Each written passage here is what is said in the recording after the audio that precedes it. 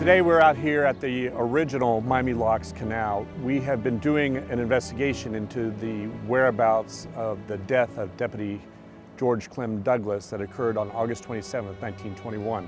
Deputy Douglas had moved down from Alabama with his family into the settlement of Little Bear Beach. He was 50 years old.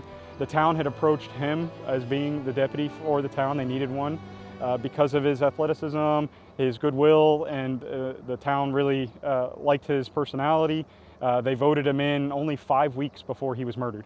And when I started doing some research, I found that the location of where he was killed and where he was buried have been lost to time due to the various hurricanes that occurred in 1924, 1926, 1928, and all the flooding that took place here. So that compelled me to reach out to Lieutenant John Chapman, and we decided that we were going to start this in the attempts of not only finding where he was killed in the line of duty, but also where he was buried.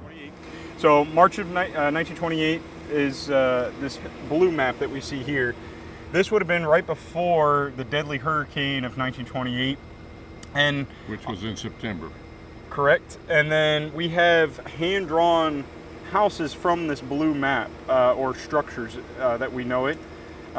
So with Chappy's assistance here and water management's assistance, we're able to actually lay this blue map over present-day map and actually get locations of where these structures may have been. We just started looking into a little bit more of the research and the articles, the newspapers, family, ancestry, trying to find the lineage, when relatives may have passed and were around the area. And we've reached out, we've talked to well over 50, almost probably close to 100 people at this point. And through our research, we were able to discover that Deputy Douglas was actually killed here while effecting an arrest on a man by the name of Sam Wells.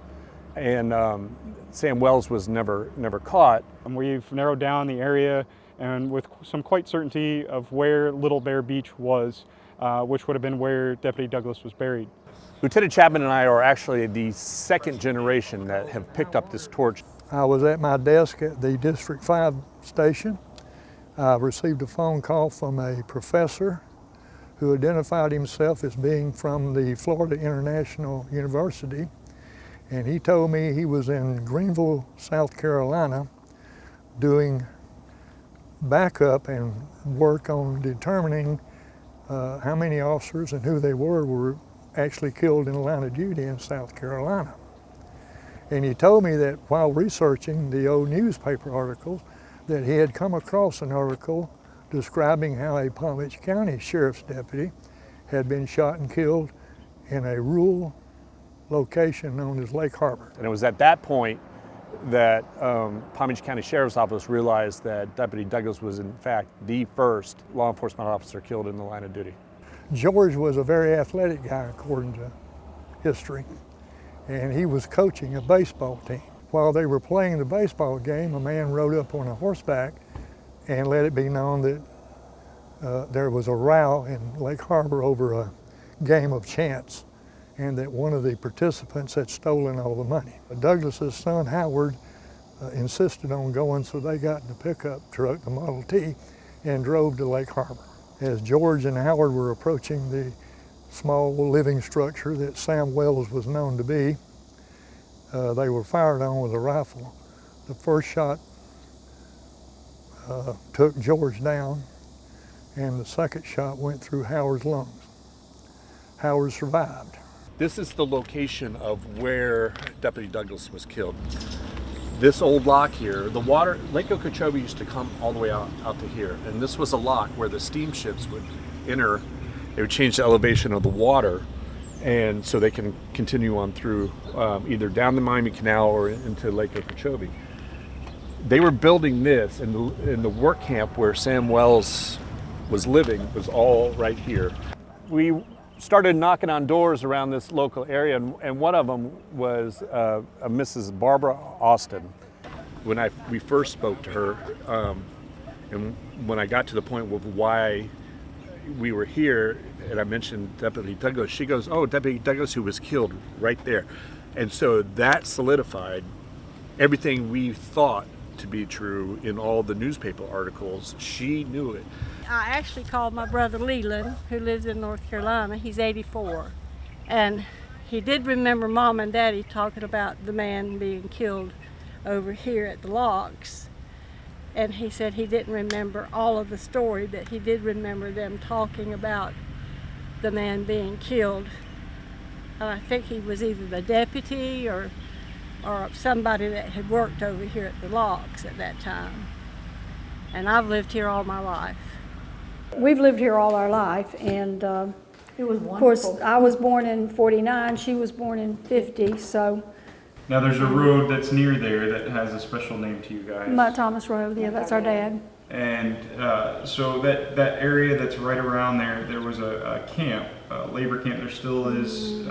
Mutt Thomas Quarters, And Yeah. then, yeah. right down that same road. Well, and we don't really remember Yeah, I that type of a remember that. camp. The only camps we remember, But U.S. there Sugar was another camps. and- camp here in Lake Harbor, and it was right down here. That's true. And it Okay. was for offshore labor.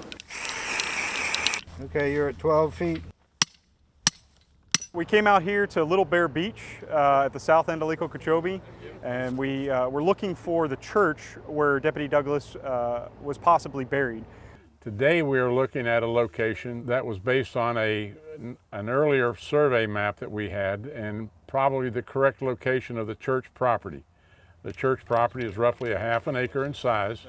We've outlined the four corners of it for the researchers to come and investigate, the archaeologists to investigate the area through ground penetrating radar. In Christian traditions, bodies are buried on the east side of churches. So, because of the second coming, the dead shall rise and see the glory of God, is the Bible verse.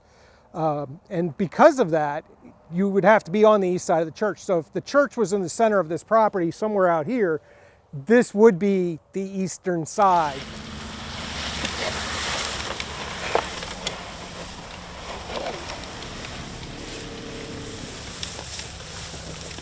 We're using ground penetrating radar to show differences in soils and disturbances.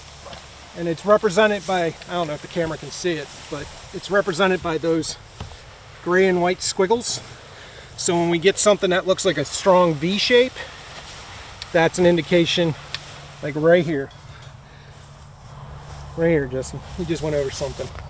Could be a grave, it could be something else. It's, there's no way to distinguish just from this. So we're probing For what? to feel, well, I'm going where that had a shaft, for like a little shaft like that. Chris, And what does that mean? well, it could mean there's a burial. We are setting up the GPS to be able to locate very, very accurately where these flags are, where the potential marker is, and where we've gone. We've spent today looking for Deputy Douglas's remains, or his coffin or tombstone, and we've run ground penetrating radar all over the property, which you can see. You can see all the white flags. Those are areas where the radar indicated there could be something. Now again, we can't tell what that may be. It could be an irrigation pipe or it could be a grave. We don't know. But we found this cement structure here, which is not typical for a footer of the time from 1920s, but it could be a later footer without question. But I've also seen homemade tombstones from the Appalachians that are the same way of a poured cement nature, and then a cross would have been added on top of it. But again, it's going to take a lot of research to get this done, to figure this out. We've got to do it. Graveyards are meant to be protected and preserved, and ethically it is the right thing to do to try to locate these remains so we can preserve them or relocate them, whatever the descendants or the government or the sheriff's office in this case chooses to do.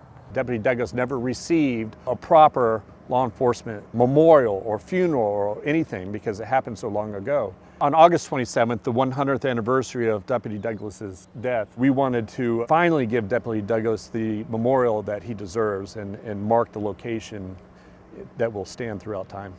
I once said that it's the rite of passage for Douglas, for us to know who he was and why he was killed and where he was killed and where he's buried.